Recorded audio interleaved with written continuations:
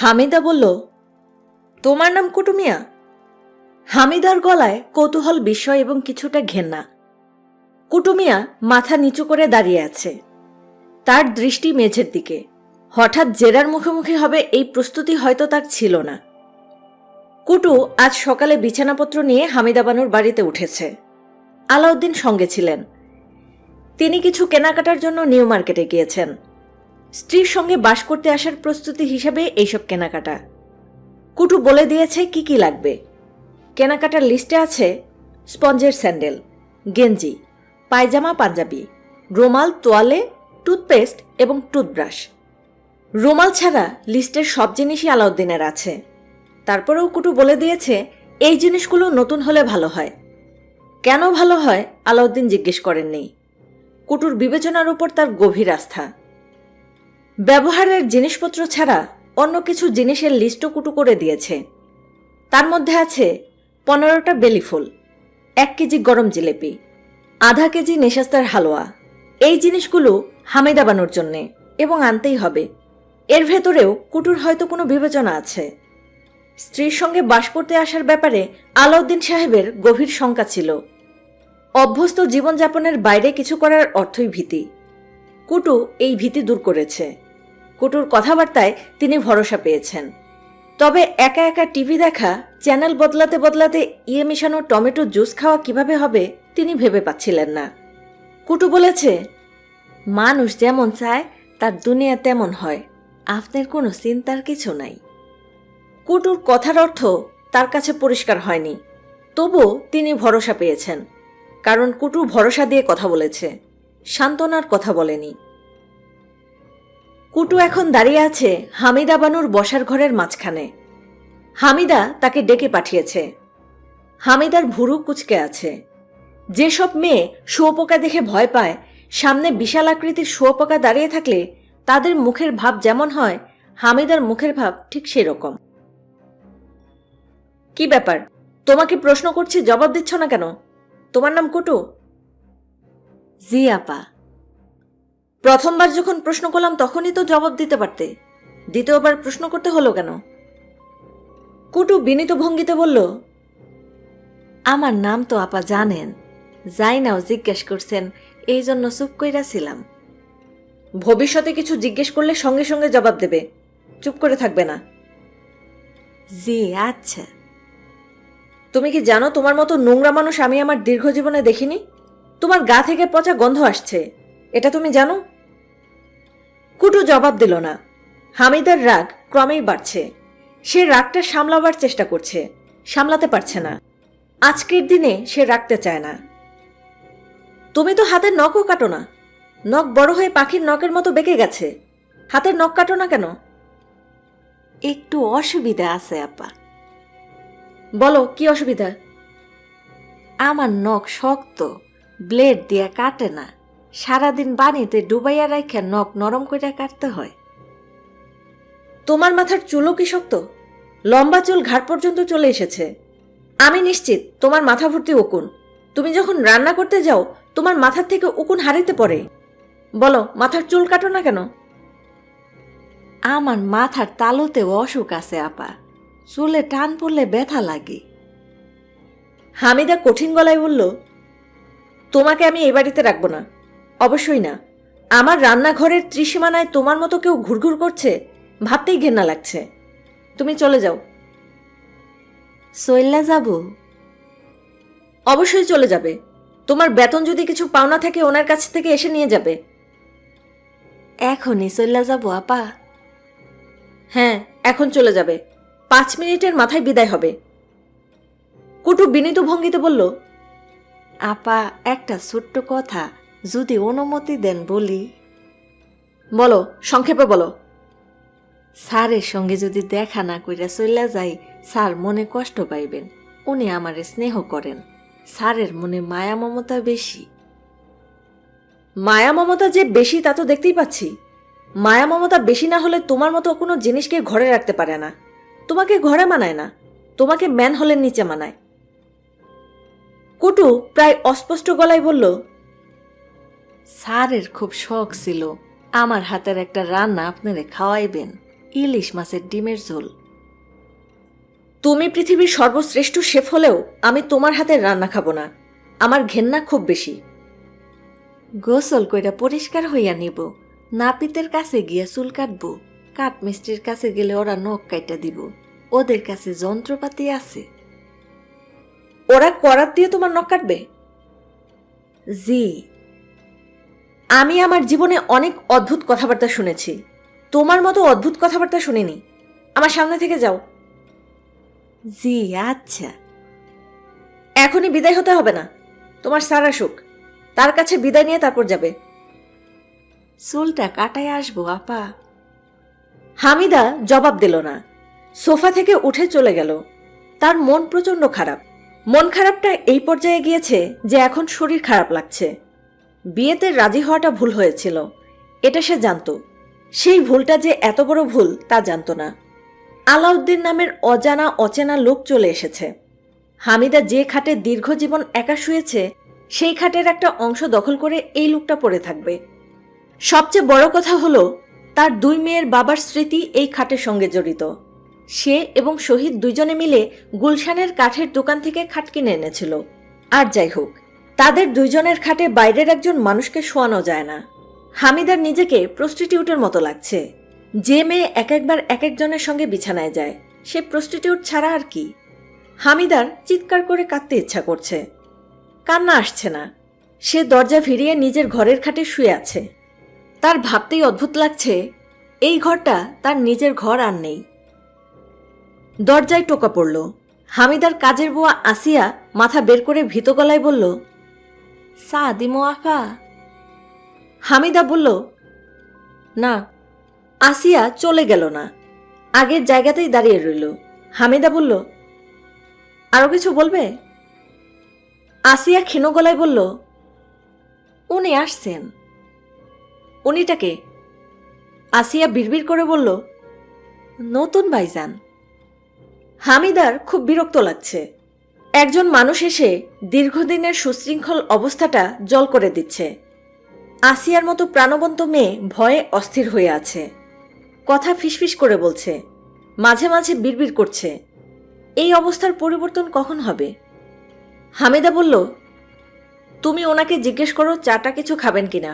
আর শোনো, বিড়বিড় করছো কেন? বিড়বিড় করার মতো কিছু কি হয়েছে? এখন দরজার সামনে থেকে যাও, দরজাটা ভিড়িয়ে দিয়ে যাও। হামিদা চিন্তিত মুখে বসে আছে। বসার ঘরের দরজা ভেরানো।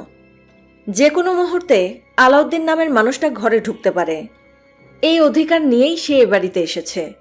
তার অধিকার শুধু যে ঘরে ঢুকাতেই সীমাবদ্ধ তা না, সে ইচ্ছা করলে গায়েও হাত দিতে পারে। ভাবতেই শরীর ঘিনঘিন করছে। টেলিফোন বাজছে। হামিদা টেলিফোন ধরল। হাজী সাহেব টেলিফোন করেছেন। তার গলা আনন্দময়। তিনি বলছেন, কেমন আছো গুমা? হামিদা বলল, ভালো না। আবার নতুন করে কিছু হয়েছে? হামিদা কঠিন গলায় বলল, মামা, নতুন কিছু হয়নি, পুরানোটাই সামলাতে পারছি না। আমি তো কিছুই বুঝতে পারছি না। আমার অসহ্য লাগছে মামা। আমার ইচ্ছা করছে ছাদে উঠে ছাদ থেকে লাফ দিয়ে নিচে পড়ে যাই। আলাউদ্দিনের সঙ্গে তোর কি কোনো ঘটনা ঘটেছে? কোনো ঘটনাই ঘটেনি। সে আজ সকালে বিছানা, বালিশ আর বাবুর্চি নিয়ে এখানে উঠেছে। সেই রকমই তো কথা ছিল। হ্যাঁ, সেরকমই কথা ছিল, কিন্তু মামা আমি ব্যাপারটা মেনে নিতে পারছি না। আমার মনে হচ্ছে গা দিয়ে আগুনের হোলকা বের হচ্ছে। একটা কাজ করি, আলাউদ্দিনকে বলি সপ্তাহখানেক পরে এসে যেন তোর বাড়িতে উঠে। এই এক সপ্তাহ চিন্তাভাবনা করে নিজেকে গুছিয়ে নে। এসব কিছু করতে হবে না। আমি তোমাদের কাছে চলে আসি, তোমাদের সঙ্গে থাকবো, তোমাদের সঙ্গে কথা বলবো, ভাববো। এটা মন্দ না, চলে আয়। আমার জন্য একটা ঘর খালি করে রাখো তো মামা। আমি কাউকে সঙ্গে নিয়ে ঘুমোতে পারি না। তুই তোর মামির সঙ্গে কথা বলবি, সে তোকে বোঝাতে পারত। মেয়েদের সমস্যা মেয়েরাই ভালো বোঝে। আমি এখন কারো সঙ্গে কথা বলবো না। মামা শোনো, তোমার লেখক সঙ্গে করে একজন বাবুর্চিকে নিয়ে এসেছে। কালা মিয়া না কি যেন নাম। দেখে মনে হয় কবর খুঁড়ে কবরের ভেতর থেকে নিয়ে এসেছে। বিদায় করে দে। বিদায় করে দিয়েছি, সে এখনো যায়নি, তবে চলে যাবে। মামা শোনো, যে লোক কবরের নিচ থেকে একজন লোককে ধরে এনে বাবুর্চির চাকরি দেয়, তার সঙ্গে কি জীবনযাপন করা সম্ভব? মা শোন, এইসব তো ছোট সমস্যা। সমস্যাই, সমস্যা কোনো ছোট বড় নেই। তুই কি কাঁদছিস নাকি? আমি কাঁদছি না, রাগে আমার শরীর জ্বলছে মামা। তুই হাত মুখ ধুয়ে ঠান্ডা হ, তারপর চলে আয় আমার এখানে। নাকি আরেকটা কাজ করব, আমি তোর মামিকে নিয়ে চলে আসি, তোর সঙ্গে কথা বলি, আলাউদ্দিনের সঙ্গেও কথা বলি। তোমাদের আসতে হবে না মামা, আমি আসছি। টেলিফোন রেখে হামিদা বাথরুমে ঢুকল। তার শরীর আসলেই জ্বলছে। সে দীর্ঘ সময় নিয়ে গোসল করল। শরীরের জ্বলনি সামান্য কমল, পুরোপুরি গেল না, পুরোপুরি যাবার কথাও না। আলাউদ্দিনকে কি বলবে সেগুলো গুছিয়ে নেওয়া দরকার। হামিদা কোনো কিছুই গোছাতে পারছে না। আলাউদ্দিন বসার ঘরে বসে আছে, শান্ত ভঙ্গিতেই বসে আছে। বসার ঘরের সোফাটা আরামদায়ক, শুধু সামনে টেবিলের উপর পা তুলে দিতে পারলে অনেক আরাম হতো। এই কাজটা করা যাচ্ছে না। অন্যের বাড়িতে এসে সোফায় বসে টেবিলে পা তোলা যায় না। তার স্ত্রীর বাড়ি, সেই অর্থে নিজেরও বাড়ি, এই বোধ এখনো হচ্ছে না। আলাউদ্দিনের ঘুম ঘুম পাচ্ছে। কিছুক্ষণ ঘুমাতে পারলে ভালো লাগতো। ঘুমানো ঠিক হবে কিনা বুঝতে পারছেন না। সকাল 11টা বাজে। 11টার সময় কেউ ঘুমোতে যায় না। দুপুরে খাওয়া দাওয়ার পর লম্বা একটা ঘুম দিতে হবে।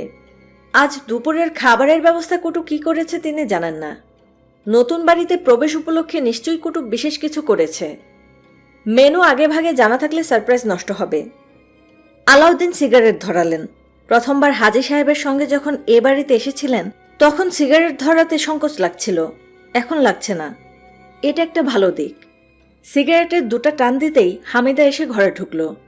আলাউদ্দিন সঙ্গে সঙ্গে সোফা থেকে উঠে দাঁড়িয়ে পড়লেন। সম্মান দেখানো হলো। নিজের স্ত্রীকে এইভাবে সম্মান দেখানোর কোনো নিয়ম আছে কিনা তা তিনি জানেন না।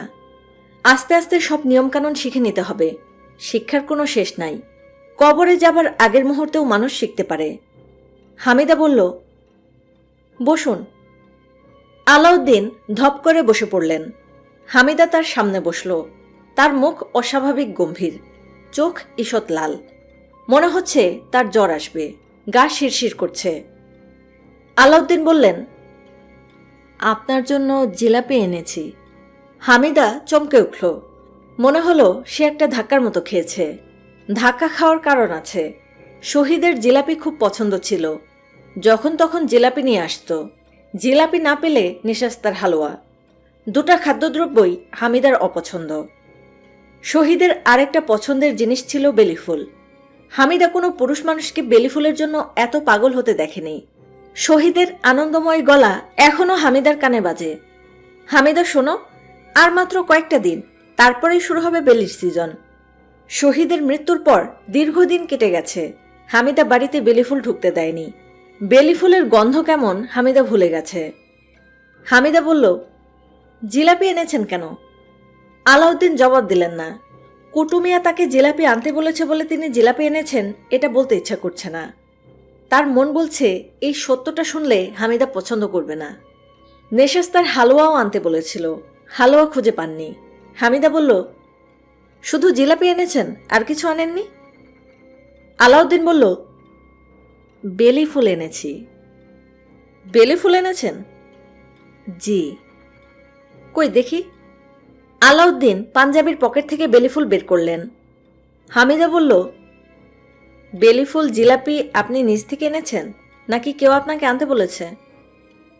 আলাউদ্দিন বিব্রত ভঙ্গিতে বললেন, নিজে থেকে এনেছি।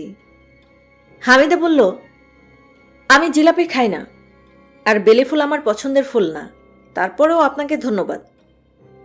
আলাউদ্দিন পকেটে হাত দিয়ে সিগারেট বের করলেন। কিছুক্ষণ আগেই তিনি সিগারেট শেষ করেছেন। সেই সিগারেটের ধোঁয়া এখনো ঘরে আছে। এর মধ্যে আরেকটা সিগারেট ধরানো ঠিক হচ্ছে না। হামিদা নাকমুখ কুচকে আছে। যারা সিগারেট খায় না তারা সিগারেটের গন্ধ সহ্যই করতে পারে না। আলাউদ্দিন হামিদার চোখের দিকে তাকিয়ে ভয়ে ভয়ে সিগারেট ঠোঁটে নিলেন, ধরালেন না। কাজটা পরীক্ষামূলক। যদি তিনি দেখেন হামিদা রেগে যাচ্ছে তাহলে আর সিগারেট ধরাবেন না, আর যদি দেখেন তিনি রাখছে না তাহলে ধরাবেন। তিনি লাইটার হাতে নিয়ে অপেক্ষা করছেন। হামিদা বলল, আপনাকে কিছু জরুরি কথা বলা দরকার, অত্যন্ত জরুরি। জি বলুন। আজ আর বলবো না, আমার শরীরটা খারাপ, মাথা এলোমেলো হয়ে আছে, কি বলতে গিয়ে কি বলে ফেলবো বুঝতে পারছি না। তাহলে আরেকদিন বলুন। হ্যাঁ তাই করব। আমি এখন চলে যাব মামার কাছে, সেখানে কয়েকদিন থাকবো, মনটা ঠিক করব। আলাউদ্দিন অত্যন্ত উৎসাহের সঙ্গে বলল, অবশ্যই অবশ্যই, মন ঠিক করা অত্যন্ত জরুরি। প্রয়োজনে 10-12 দিন থাকবেন। আমার ব্যাপারে কিছু চিন্তা করবেন না। সঙ্গে বাবুর্চি আছে, সে আবার অত্যন্ত দক্ষ। হামিদা বলল, আপনার বাবুর্চির বিষয়েও কিছু কথা আছে। বলুন কি কথা? আপনার সঙ্গে বেয়াদবি করলে সেটাও বলুন। ওকে সাইজ করার দরকার আছে, প্রায়ই ভাবি সাইজ করব, শেষে সাইজ করা হয় না। হামিদা বলল, বাবুর্চির বিষয়ে যে কথাগুলো বলতে চাচ্ছি সেগুলো আজ না বলে অন্যদিন বলবো। অনেকক্ষণ ধরে দেখছি আপনি সিগারেট ধরাচ্ছেন না, একবার ঠোঁটে নিচ্ছেন, একবার হাতে নিচ্ছেন। সিগারেট ধরান। আলাউদ্দিন আনন্দের সঙ্গে সিগারেট ধরাতে ধরাতে বললেন, আপনি কখন যাবেন? হামিদা বলল, এখনই যাব। হামিদার কথা শেষ হবার আগেই কুটু ঢুকল, তার হাতে চায়ের কাপ। হামিদা কুটুকে দেখে আবারও ধাক্কার মতো খেল। এই কুটু মিয়া আগের কুটু মিয়া না। অতি অল্প সময়ে সে চুল কেটে এসেছে, হাতের নখ কেটেছে, গোসল করে ইস্ত্রি করা শার্ট প্যান্ট পরেছে। নোংরা ভাব তার শরীরে এখন একেবারেই নেই। তার গা থেকে লেবুর হালকা সুবাস আসছে। লেবুর গন্ধ হামিদার খুবই পছন্দ। কুটু হামিদার দিকে তাকিয়ে বলল, আপা, আপনার জন্য চা আনছি। হামিদা বলল, আমি তো তোমার কাছে কিছু চাইনি। কুটু বিনীত ভঙ্গিতে বলল, একটু খাইয়া দেখেন আপা, আপনার ভালো লাগবো। এটা মশলা চা, ঘন কইরা দুধ চা বানাইয়া তার মধ্যে গরম মশলা দেওয়া। নেপালিরা এই চা খুব পছন্দ করে, একটা চুমুক দেন। হামিদা খুব অনাগ্রহের সঙ্গে চায়ে চুমুক দিল। শান্ত গলায় বলল, আমি চা খাচ্ছি, এখন দাঁড়িয়ে থেকো না, সামনে থেকে যাও। কুটু বলল, চাটা কি আপনার মন মতো হয়েছে আপা? হামিদা বলল, চা ভালো হয়েছে। কুটু বলল, শুক্রিয়া। বলেই সে সরে গেল। আলাউদ্দিন সিগারেটের লম্বা টান দিয়ে আনন্দিত গলায় বললেন, জামিলা শোনো, কুটু অসাধারণ এক প্রতিভা। হামিদা তীক্ষ্ণ গলায় বললেন, আপনি আমাকে কি নামে ডাকলেন? আলাউদ্দিন গলা খাকারি দিয়ে বললেন, জামেলা বলেছি, দয়া করে রাগ করবেন না, আর বলবো না। জামিলা বলেছেন কেন? আমার নাম হামিদা, জামিলা না। জি আমি জানি, হামিদ স্যার আমাদের অঙ্ক করাতেন, ওনাকে খুবই ভয় পেতাম। হামিদা নামটা শুনলেই স্যারের কথা মনে হয়, এই জন্যই আপনাকে জামিলা বলেছি, আর বলবো না। তবে জামিলা নামের অর্থ ভালো, জামিলা নামের অর্থ সুন্দরী। হামিদা উঠে দাঁড়াতে দাঁড়াতে বলল, আমি এখন চলে যাচ্ছি, আপনার সঙ্গে পরে কথা বলবো। 2-3 দিন পরে যে কোনো একদিন সময় করে কথা হবে। আলাউদ্দিন বললেন, জি আচ্ছা। আমার কাজের মেয়েটিকে আমি সঙ্গে করে নিয়ে যাচ্ছি, আপনার বাবুর্চি আছে, আপনার অসুবিধা হবার কথা না।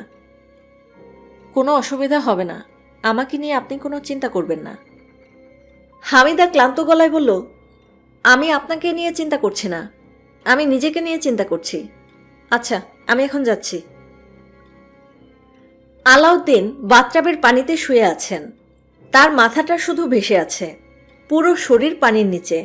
বাথটাব ভর্তি ফেনা। আলাউদ্দিনের মনে হচ্ছে এর চেয়ে সুন্দর সময় তিনি তার জীবনে পার করেননি। হামিদার বাড়িতে বাথটাব আছে এটাই তিনি কল্পনা করেননি। বাথটাবে নামার সময় শুরুতে একটু ঠান্ডা লাগছিল, এখন লাগছে না। এখন মনে হচ্ছে পানির তাপমাত্রা এর চেয়ে বেশি হলে ভালো লাগতো না। তিনি একাই আছেন, কুটু আশেপাশে নেই। একটু আগে হাতের কাছে একটা ট্রে নামিয়ে দিয়ে গেছে। ট্রেতে একটা জগ এবং একটা গ্লাস। জগে যে বস্তু আছে তার রং টমেটো জুসের লাল রং না, হালকা সোনালি রং। এটা নিশ্চয়ই অন্য কোনো জিনিস, যে জিনিসই হোক, অমৃত সম। এই জিনিস এক জগ খেলে তৃষ্ণা মিটবে না, এই জিনিস খেতে হবে 1 বালতি।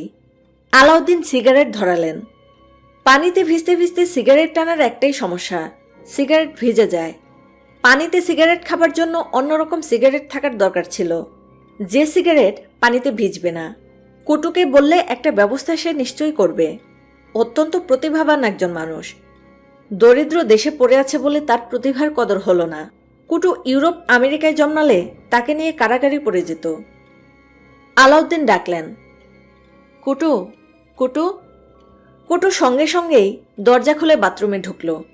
আলাউদ্দিন স্নেহের স্বরে বললেন, কেমন আছো কুটু? কুটু বলল, ভালো। আলাউদ্দিন বললেন, জীবনে এই প্রথম বাথটাবে গোসল করছি, এর আগে কখনো করিনি। বিয়েটা আমার জন্য শুভ হয়েছে কিনা বলো কুটু। অবশ্যই শুভ হয়েছে। আজকের দিনটা নিয়ে খুবই দুশ্চিন্তায় ছিলাম। দিনটা কিভাবে কাটবে এই নিয়ে দুশ্চিন্তা। দিনটা তো মনে হয় ভালোই কাটবে। অবশ্যই ভালো কাটবে। আগামীকালও ভালো কাটবে। জামিলা আগামীকালও আসবে না, আমাকে বলে গেছে। এইটা তো স্যার সুসংবাদ। আলাউদ্দিন গ্লাসে লম্বা চুমুক দিয়ে বললেন, শুধু সুসংবাদ বললে কম বলা হয়, এটা হচ্ছে মহা সুসংবাদ। জি স্যার, মহা সুসংবাদ। নিজের স্ত্রীর সঙ্গে আপনি আপনি করে কথা বললাম, এই জন্য সামান্য খারাপ লাগছে। মনে হচ্ছিল কি জানো, মনে হচ্ছিল আমি যে কলেজের শিক্ষক, জামিলা সেই কলেজেরই প্রিন্সিপাল। স্যার, আপনি খুব দ্রুত খাইতেছেন। আস্তে আস্তে খাওয়ার নিয়ম। পাইলট সাহেব কি আস্তে আস্তে খেতেন? জি। উনি ছিলেন পাইলট, আর আমি দরিদ্র ঘরের সন্তান। ওনার সঙ্গে আমাকে মেলালে তো হবে না, দুইজন দুই প্রান্তের। তারপরেও আপনাদের মধ্যে মিল আছে। এটা ঠিক বলেছ, আমাদের মধ্যে মিল আছে। উনি বাথটাবে শুয়ে থাকতেন, আমিও বাথটাবে শুয়ে আছি। উনি বাথটাবে শুয়ে জগ ভর্তি জিনিস খেতেন, আমিও বাথটাবে শুয়ে জগ ভর্তি জিনিস খাই। আমি ওনার চেয়ে দ্রুত খাই। সামান্য একটু অমিল, তাই না? জি স্যার। আলাউদ্দিন আরেক গ্লাস নিলেন, লম্বা চুমুক দিয়ে বললেন, আরও মিল আছে। ওনার বাবুর্চির নাম ছিল কুটু মিয়া, আমার বাবুর্চির নামও কুটু মিয়া। ঠিক বলছি কিনা বলো? অবশ্যই ঠিক বলছেন। শোনো কুটু, আজ আমি বাথটাব থেকে উঠব না, এখানেই খাওয়া দাওয়া করব। অসুবিধা আছে? কোনো অসুবিধা নাই স্যার। তোমার পাইলট স্যার কি কখনো বাথটাবে শুয়ে খাওয়া দাওয়া করতেন? জি করতেন। উনি ঘন্টার পর ঘন্টা বাথটাবে থাকতেন, বই পড়তেন। কি বই পড়তেন? কি বই পড়তেন তা তো বলতে পারবো না স্যার, আমি লেখাপড়া জানি না। আমি তো ভুলেই গিয়েছিলাম তুমি লেখাপড়া জানো না। তোমাকে একবার বলেছিলাম বাংলা বাজার থেকে সরিয়ে সরাই বই কিনে আনবো, ভুলে গেছি। এই বয়সে লেখাপড়া শিখা কি হইব? জ্ঞান অর্জনের কোনো বয়স নাই কুটু। জীবনের শেষ দিন পর্যন্ত জ্ঞান অর্জন করা যায়। তুমি এখন যাও তো কুটু, খুঁজে পেতে দেখো এই বাড়িতে কোনো বইটই আছে কিনা, থাকলে নিয়ে এসো। শুয়ে শুয়ে পাইলট সাহেবের মতো বই পড়ব।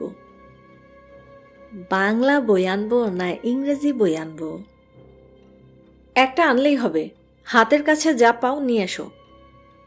কুটু কিছুক্ষণের মধ্যেই বই নিয়ে ফিরে এলো, ইংরেজি বই। বইয়ের লেখকের নাম উইলিয়াম গোল্ডিং, বইয়ের নাম Lord of the Flies. Alauddin বই পড়তে শুরু করলেন।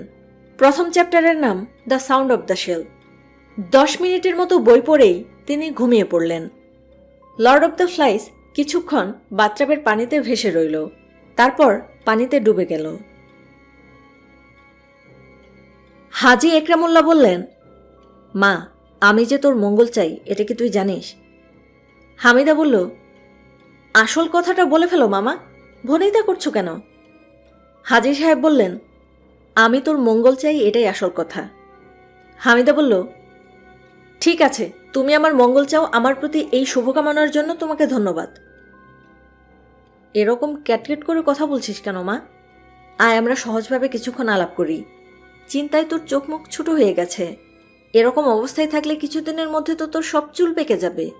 তুই একটা সমস্যার ভেতর দিয়ে যাচ্ছিস, আয় তোর সমস্যার সমাধান করি। তুমি আমার সমস্যার সমাধান করবে? আমি একা কিভাবে করব? তুই আমি আমরা দুজনে আলাপ করব, দরকার হলে আলাউদ্দিনকে ডাকবো। ওনাকে ডাকবে কেন?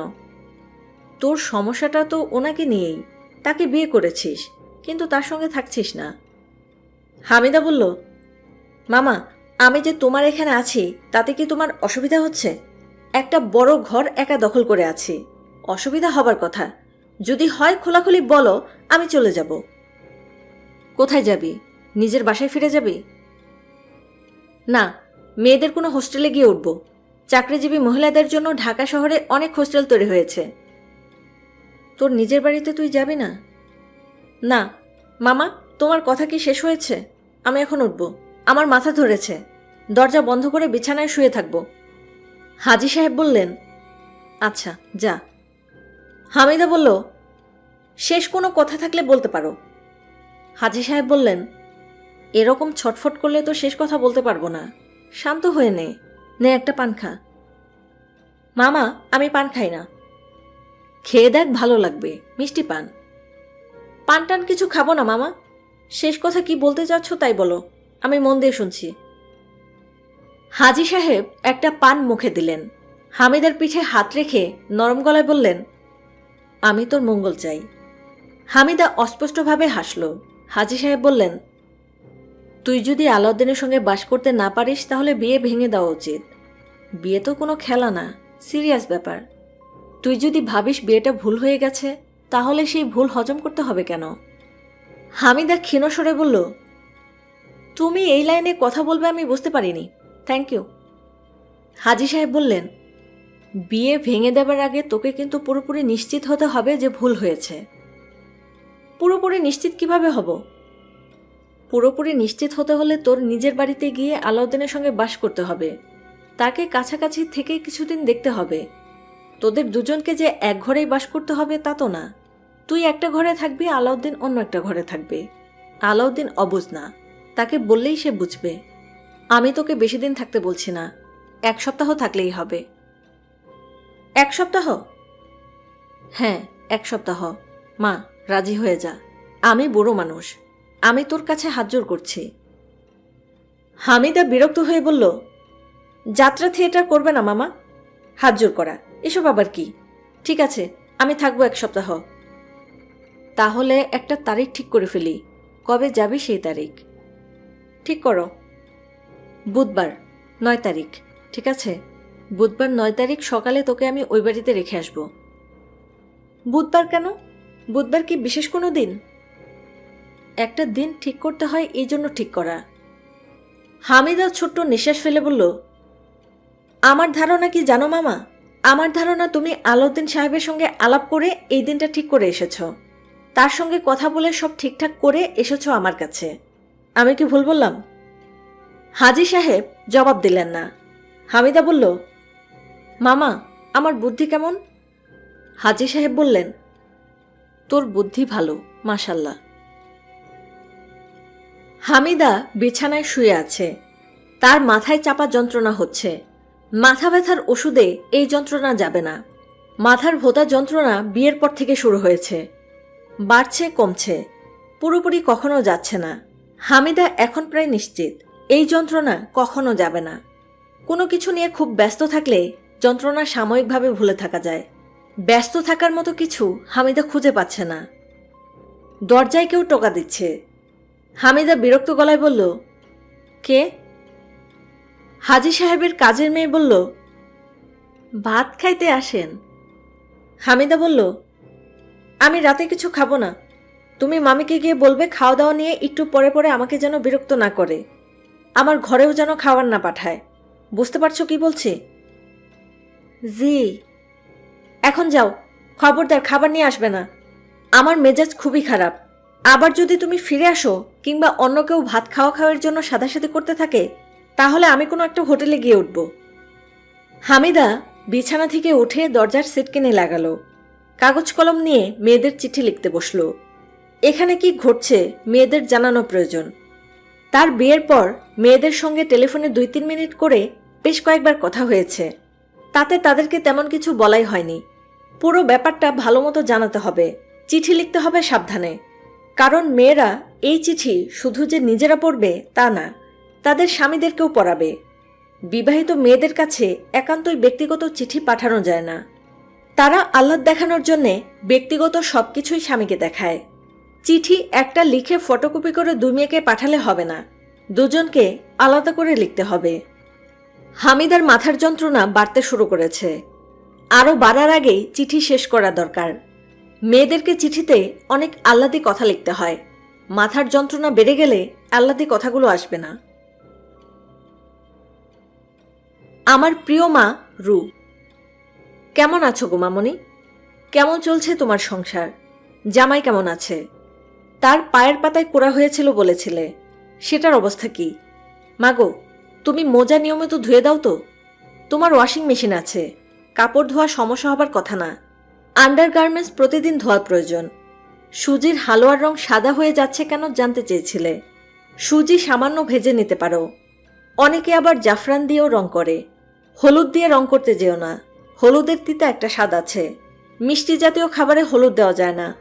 কাঁচা হলুদের রস এক ফোঁটা দিলে রং হয়। তোমাদের দেশে কাঁচা হলুদ আছে কিনা তা তো জানি না। এখন নিজের প্রসঙ্গে আসি। কিছু কিছু কাজ আছে মানুষ জানে কাজটা ভুল, তারপরেও কাজটা করে। কাজটা করার পর ভুলটা যে কত বড় তা ধরতে পারে। তখন আর ভুল শুধরানোর উপায় থাকে না। আমি এই ধরনের একটা ভুল করে ফেলেছি। এখন আমার মাথা আওলা হয়ে আছে। মাথা আওলা শব্দটা তোমার বাবা ব্যবহার করতেন। মানুষটা নেই, কিন্তু তার অনেক কথাবার্তা ছড়িয়ে রেখে গেছে। ওই যে বিখ্যাত লাইন, পাখি উড়ে চলে গেলেও পাখির পালক পড়ে থাকে। আমি আমার ভুলের কথা ইনিয়ে বিনিয়ে লেখার জন্য তোমাকে চিঠি লিখতে বসিনি। তোমার সহানুভূতি আদায়ের চেষ্টাও করছি না। সহানুভূতি আদায়ের চেষ্টাটা আমার কাছে সবসময় খুব অরুচিকর মনে হয়েছে। তোমার বাবার মৃত্যুর পর তোমাদেরকে নিয়ে আমি যখন গভীর জলে পড়ে গেলাম, তখন অনেকেই সহানুভূতি দেখাতে এগিয়ে এসেছিলেন। রাগে তখন আমার গা জ্বলত, এখনও জ্বলে। আমি একটা সমস্যায় পড়েছি। এই সমস্যার সমাধান আমি নিজেই করব। তার জন্য তোমাদের কাছে কখনো যাব না। এবং আমি আশা করব যে আমি দুঃসময়ের ভেতর দিয়ে যাচ্ছি এই ভেবে তোমরা আমাকে সহানুভূতি দেখাতে আসবে না। এখন কিছু অদ্ভুত ঘটনা তোমাকে বলি। ঘটনাগুলি কাকতালীয়, কিন্তু একের পর এক কয়েকটা কাকতালীয় ব্যাপার ঘটবে তাও আমি মানতে পারছি না। ব্যাপারটা কি শোনো। আগের কথা মতো আলাউদ্দিন সাহেব এক সকালে তার বাবুর্চি নিয়ে উপস্থিত হলেন। আমার সঙ্গে দেখা হলো না। তিনি জিনিসপত্র নামিয়ে বাজারে চলে গেলেন। জরুরি কী সব কেনাকাটা নাকি বাকি আছে। তার সঙ্গে দেখা হলো দুপুরে। তিনি জিলেপি এবং বেলিফুল নিয়ে এসেছেন। কাকতালীয় ব্যাপারটা বুঝতে পারছো? বুঝতে পারা উচিত। তোমাদেরকে আমি অনেকবার বলেছি, জিলাপি এবং বেলিফুল তোমার বাবার খুবই পছন্দের জিনিস। সে বাজারে গেলেই খুঁজে পেতে জিলাপি নিয়ে আসতো।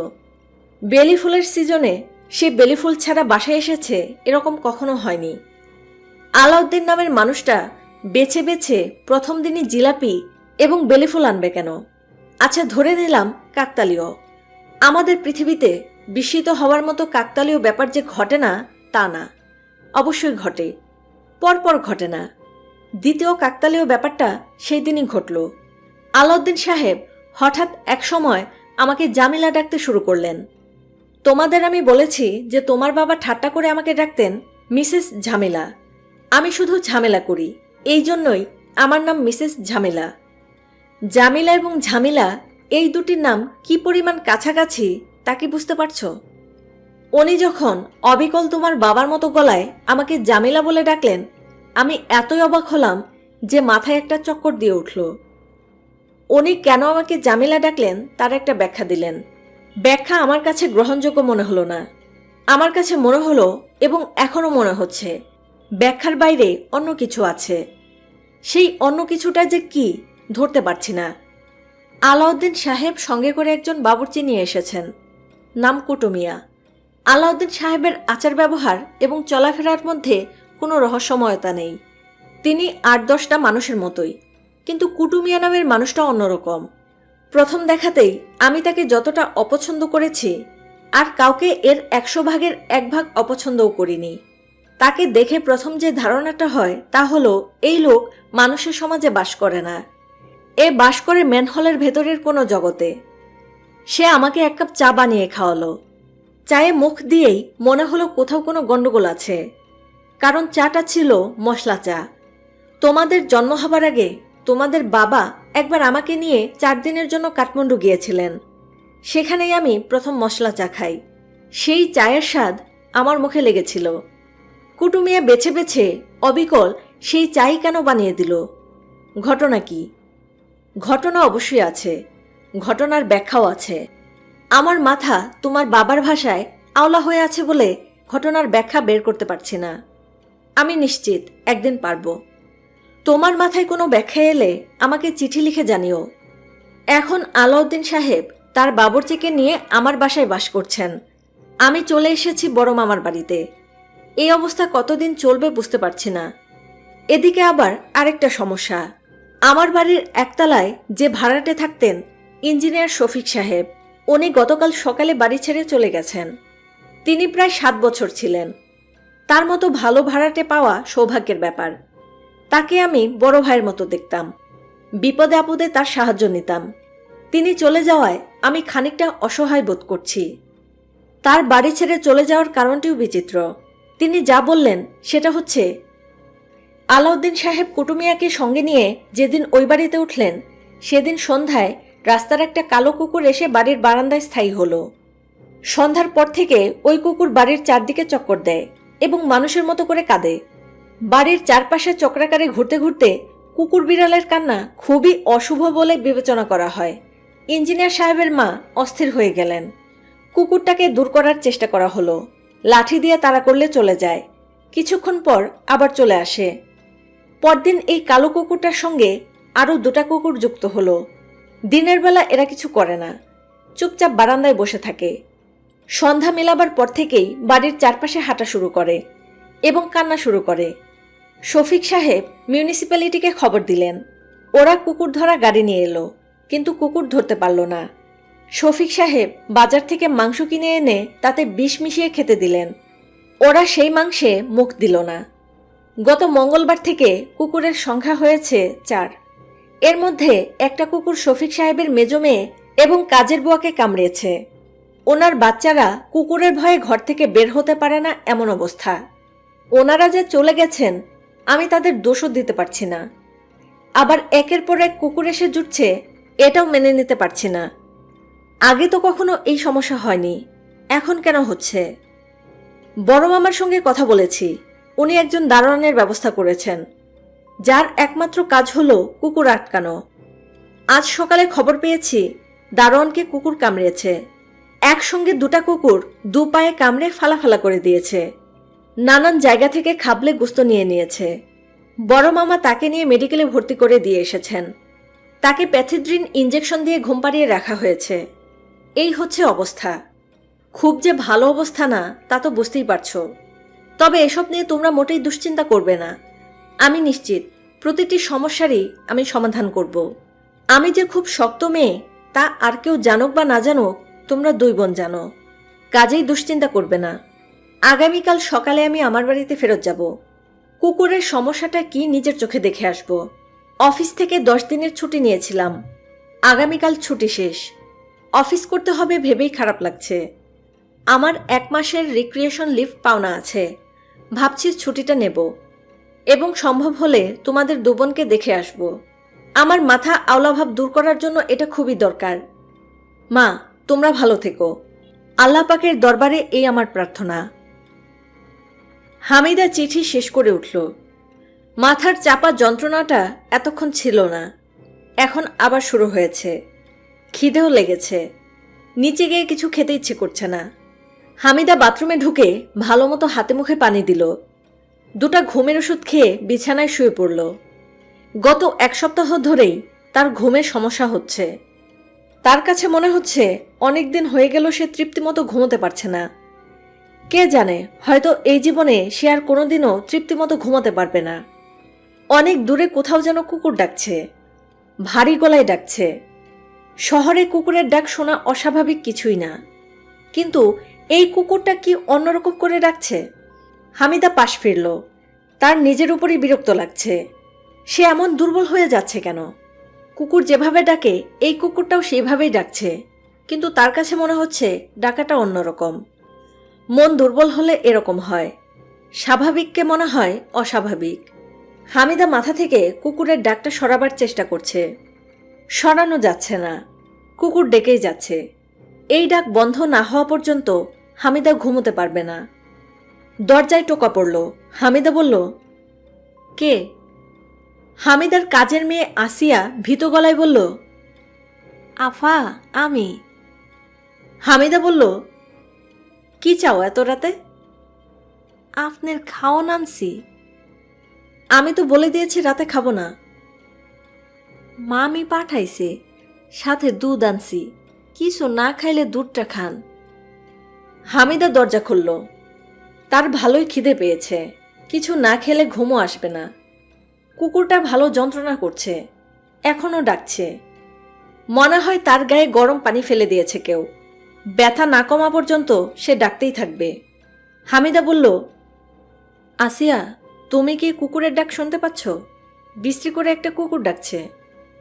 আসিয়া বলল, কুত্তার ডাক তো শুনি না আফা। অনেক দূরে একটা কুকুর ডাকছে, শুনতে পাচ্ছ না? জি না। হামিদা ছোট্ট করে নিঃশ্বাস ফেলল। আসিয়া কিছুই শুনতে পাচ্ছে না, কিন্তু কুকুর ঠিকই ডাকছে। একটা কুকুরের সঙ্গে আরো কয়েকটা কুকুর যুক্ত হয়েছে। আসলে ঘটছে কি? হামিদা চোখ মুখ শক্ত করে বলল, ভাত দুধ কিছুই খাবো না, নিয়ে যাও। হামিদা চেয়ারে এসে বসল। আর তখনই সে বুঝতে পারল কুকুর দূরে কোথাও ডাকছে না, কুকুর ডাকছে তার মাথার ভেতর। এই লক্ষণ ভালো না, বিরাট অসুস্থতার লক্ষণ। হামিদার এখন উচিত অতি দ্রুত ভালো কোনো ডাক্তারকে দেখানো।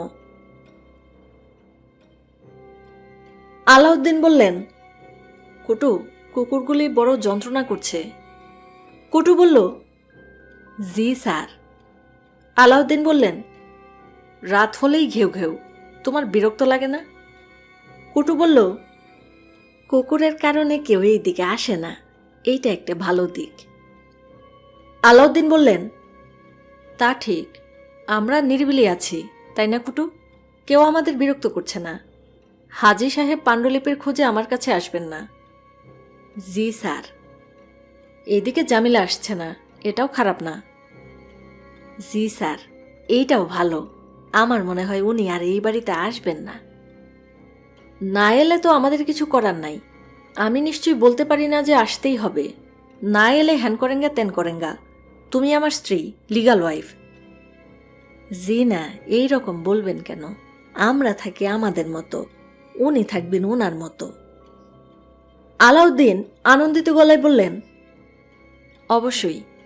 কুটু বলল, খানা কি এখন খাইবেন না পরে দিব? আজকের খানা কি নতুন কিছু? জি। কি রান্না করেছো বলো দেখি। গরুর মাংস। Very good. আজ সকাল থেকেই গরুর মাংস খেতে ইচ্ছে করছিল, তোমাকে বলতে ভুলে গেছি। ঝাল ঝাল গরুর মাংস, সঙ্গে আলু। তুমি কি মাংসে আলু দিয়েছ? জি স্যার। মাঝে মাঝে তোমার কাণ্ডকারখানা দেখে মনে হয় তুমি মনের কথা বুঝতে পারো। সত্যি করে বলো তো, তুমি মনের কথা বুঝতে পারো? কুটু প্রশ্নের জবাব না দিয়ে বলল, খানা খাইতে কি দেরি হইব স্যার? আলাউদ্দিন বললেন, তাড়াহুড়া করার দরকার কি, ধীরে সুস্থে খাই। এখন যে জিনিসটা খাচ্ছি তার নাম কি? এর নাম জিন। অতি সুস্বাদু। পাইলট স্যার কি এই জিনিস খেতেন? জি, খাইতেন। ওনার পছন্দের জিনিস ছিল জিন আর রাম। রাম আবার কি? মিষ্টি জাতীয়, খাইতে ভালো। তোমার সঙ্গে থেকে অনেক কিছু শিখলাম। রাম, লক্ষণ, সীতা। রাম তো খাওয়া হয়নি, একদিন ব্যবস্থা করো। জি আচ্ছা। আমি একা একা এত সব ভালো জিনিস খাচ্ছি, আমার খারাপই লাগে। তুমি খাও না কেন? তুমি খাও, কোনো অসুবিধা নেই। আমার কাছে সব মানুষ সমান। বাবুর্চিও যা, খাদ্যমন্ত্রীও তা। যাও, এক গ্লাস নিয়ে এসো, খেতে খেতে দুজন গল্প করি। আমি এই জিনিস খাই না স্যার। খাও না? জি না। কোনোদিনই খাওনি? জি না। আফসোস, একটা ভালো জিনিস থেকে বঞ্চিত হয়ে গেলে। খুবই আফসোসের কথা। কুটু শোনো, তোমার কি গরম লাগছে? স্যার, আজ গরম ভালো পড়ছে। এক কাজ করো, বাথটাবে পানি দাও, পানির মধ্যে কিছুক্ষণ শুয়ে থাকি। এখন রাত 1টা বাজে, এত রাতে বাথটাবে নামবেন? কোনো অসুবিধা আছে? জি না, আমি ঠিক করেছি আজ বাথটাবেই ঘুমাবো। কেন ঠিক করেছি বলতে পারবে? গরম লাগছে এই জন্যে। হয় নাই, 10-এ 0 পেয়েছ। আজ বাথটাবে গোসল করব। কারণ হলো মানুষের যখন যা ইচ্ছা হয় তা করা উচিত। মানুষ আর বাঁচে কতদিন, ঠিক না? জি, একটা কচ্ছপ 300 বছর বাঁচে, আর মানুষের দিকে তাকিয়ে দেখো, 60 হয়েছে কি শেষ। আমার হয়েছে 53, আর মাত্র 7 বছর বাকি। কাজেই আমি ঠিক করেছি এখন থেকে যা করতে ইচ্ছা করবে তাই করব। কে কি চিন্তা করছে এসব নিয়ে ভাববো না। জি আচ্ছা। বাথটাবে পানি লাগাও, গ্লাস শেষ হয়ে গেছে, এই জিনিস আরও দাও। জি আচ্ছা। আমাদের সুখের দিন শেষ হয়ে আসছে কুটু, বুধবারে জামিলা চলে আসবে, তাই না? জি, চলে এলেও কিছু করার নেই, সব নিয়তি। জি স্যার, নিয়তি। কুকুরের ডাক মনে হয় একটু কমেছে। জি, কমছে। সর্বমোট কটা কুকুর? এখন আছে 5টা। এরা কি করছে, বাড়ির চারদিকে চক্কর দিচ্ছে? জি স্যার। খুবই আশ্চর্যজনক ঘটনা। এদের কারণে বাইরের কেউ আমাদের কাছে আসতে পারছে না, এই একটা ভালো দিক। তুমি এখন থেকে এদের 1 থালা করে খাবার দিও। জীবে দয়া করে যেইজন, সেইজন সেবিছে ঈশ্বর। কথাগুলি কে বলেছে ভুলে গেছি, কিন্তু খুবই দামি কথা। রোজ এদের ভালো মন্দ খাওয়াবে। জি আচ্ছা। বাথটাবে কি পানি দেওয়া হয়েছে? আপনার সঙ্গে তো কথা বলছি স্যার, বাথরুমে যাই নাই। আমার সামনে দাঁড়িয়ে থাকতে হবে না, বাথরুম থেকে কথা বলো। গ্লাসটা খালি, তাড়াতাড়ি তোমার জিনিস নিয়ে আসো। টাইম ইজ শর্ট, অর্থাৎ সময় সীমিত। মাত্র 8 বছরেই সব শেষ। আমার আছে মাত্র 7 বছর। বিরাট আফসোস। রাত 3টা। বাথটাবের শরীর ডুবিয়ে আলাউদ্দিন শুয়ে আছেন। বাড়ির সমস্ত বাতি নেভানো, তবে বাথরুমে সামান্য আলো আছে। শোবার ঘরে টিভি চলছে। টিভির স্ক্রিনের নীলাভ আলো বাথরুম পর্যন্ত চলে এসেছে। কুটুমিয়া বাথটাবের পাশে বসে আছে। আলাউদ্দিন চোখ মেলতে পারছেন না, তার কথাও জড়িয়ে আসছে। প্রচণ্ড ঘুম পাচ্ছে, তবে তিনি ঘুমাচ্ছেন না, কষ্ট করে জেগে আছেন। তিনি খুবই আনন্দ পাচ্ছেন। ঘুমিয়ে পড়লেই তো সব আনন্দ শেষ। আনন্দ উপভোগ করতে হলে জেগে থাকতে হয়। কুটু। জি স্যার। বড় আনন্দ লাগছে কুটু, শুধু চোখ মেলে রাখতে পারছি না, এইটাই সমস্যা। চোখ বন্ধ কইরা রাখেন স্যার। রাতে আর খাবো না। জি আচ্ছা। এখন থেকে একবেলা ভাত খাবো। কুকুরদের যখন খেতে দেবে তখন আমাকেও দিও। ওরা যা খাবে আমিও তাই খাবো। কুকুর বলে ওদের অবহেলা করা ঠিক হবে না। কবি বলেছেন, জীবে দয়া করে যেই জন, সেই জন সেবেছে ঈশ্বর। কুকুরও একটা জীব। পাইলট সাহেব কি কুকুর পছন্দ করতেন? খুবই পছন্দ করতেন। ওনার 3 জাতের কুকুর ছিল। অ্যালসেশিয়ান কুকুর ছিল, জার্মান একটা কুকুর ছিল, থাবড়া নাকি, আর 2টা কুকুর ছিল পর্তুগালের মেয়ে কুকুর। উনি ওইগুলারে আদর কইরা ইকরিমিকরি নামে ডাকতেন। ওনার বিদেশি আর আমার দেশি নেরিকুত্তা। যাই হোক, আমার কাছে দেশি বিদেশি সবই সমান। গাহি সাম্যের গান। আমার চোখে দেশি বিদেশি কোনো ভেদাভেদ নাই। আচ্ছা কুটু শোনো, প্রায়ই ভাবি একটা কথা তোমাকে জিজ্ঞেস করব, পরে আর মনে থাকে না। এখন মনে পড়েছে, জিজ্ঞেস করি? জি স্যার, করেন। পাইলট সাহেব ছাড়াও তো কুয়েতে এক ভদ্রলোকের বাড়িতে তুমি কাজ করতে, তার কথা তো তুমি কিছু বলো না। উনি লোক কেমন ছিলেন? উনি অতি ভালো লোক ছিলেন স্যার। ওনার 3 স্ত্রী ছিল। স্ত্রীদের সঙ্গে বনিবনা হইল না, আলাদা বাড়ি বানায়া থাকা শুরু করলেন। শুধু তুমি আর উনি? জি। ওনার বাড়িতে কি বাথটাব ছিল? ওনে আমির মানুষ, ওনার বাড়িতে বাথটাব তো থাকবই। ওনার বাথটাবের সব ফিটিং ছিল সোনার। বলো কি? ওনার বাথরুমে সোয়ানা ছিল, জুকুসি ছিল। ওইগুলা কি? সোয়ানা হইল পানির গরমভাবে গোসলের ব্যবস্থা, আর জুকুসি হইল বাথটাবের মতো পানির বুদবুদ হয়, শৈলে পানি দিয়া আপনা আপনি ম্যাসাজ হয়। ওনার নাম কি? শেখ আবদাল রহমান অত্যন্ত পরহেজগার আদমি ছিলেন স্যার। যখন ওনার শরীরে গোটা গোটা ফোসকা উঠল, উনি বিছানা থেকে উঠতে পারেন না, তখনও নামাজ কাজা করেন নাই, শুইয়া শুইয়া আঙ্গুলের ইশারায় নামাজ পড়ছেন। আলাউদ্দিন বিস্মিত হয়ে বললেন, ওনার শরীরেও ফোসকা উঠেছিল নাকি? জি। ফোসকার ভেতরে পোকাও ছিল? জি। এটা খুবই আশ্চর্যজনক ঘটনা। তোমার ভাগ্যে সব ফোসকাওয়ালা লোক পড়ে যাচ্ছে। জি, এইটা ভাইবা মনটা খারাপ। আলাউদ্দিন কুটুকে আশ্বস্ত করার ভঙ্গিতে বললেন, মন খারাপ করবে না, তাদের কপালে ছিল ফোসকা, তুমি আমি কি করব বলো? তোমার আমার কিছুই করার নাই। বাক্য শেষ করার আগেই আলাউদ্দিন ঘুমিয়ে পড়লেন। মাঝে মাঝে কুকুরের চিৎকারে ঘুম ভাঙে। তিনি ভীত গলায় কুটুকে ডাকেন। কুটু তার ঘর থেকে সাড়া দেয়। আলাউদ্দিন সাহেবের ভয় কেটে যায়। তখন তার গল্প করতে ইচ্ছে করে। তার কাছে মনে হয়, আহারে, মানব জনম বড়ই মধুর। আল্লাহ পাক মানুষ বানিয়ে তাকে পৃথিবীতে পাঠিয়েছেন বলেই না তিনি এত আনন্দ করতে পারছেন। মুরগি বানিয়ে পৃথিবীতে পাঠালে তো কুটুমিয়া জাতীয় কেউ একজন তাকে রান্না করে ফেলত। লোকজন খেয়ে বলতো, মজা হয়েছে, তবে ঝাল একটু বেশি। গরু বানিয়ে পৃথিবীতে পাঠালে লোকজন তার শরীরের চামড়ায় জুতা বানিয়ে হাঁটাহাঁটি করত। তার কত সৌভাগ্য, মানুষ হয়ে তিনি পৃথিবীতে এসেছেন। পাইলট স্যারের মতো ভাগ্যবান হতে পারেন নাই। জীবনে কখনো বিমানে চড়েন নাই। পাইলট হওয়া তো দূরের কথা, পাইলট না হয়েও তিনি যা পেয়েছেন তাও তো কম না। এই পরম সৌভাগ্য নিয়ে কথা বলার জন্য তিনি ছটফট করতে থাকেন। এক সময় অস্থির হয়ে কুটুকে ডাকেন। কুটু সাড়া দেয় না। কুকুরগুলি ঘেউ ঘেউ করতে থাকে।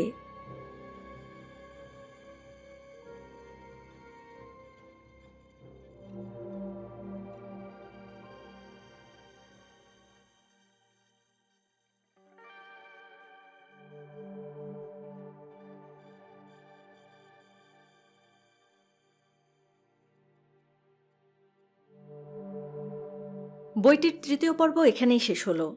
বইটির শেষ পর্ব এবং বাকি পর্বগুলোর ভিডিওর লিঙ্ক এই ভিডিওর ডেসক্রিপশন বক্সে এবং কমেন্ট সেকশনে দেওয়া থাকবে। ধন্যবাদ।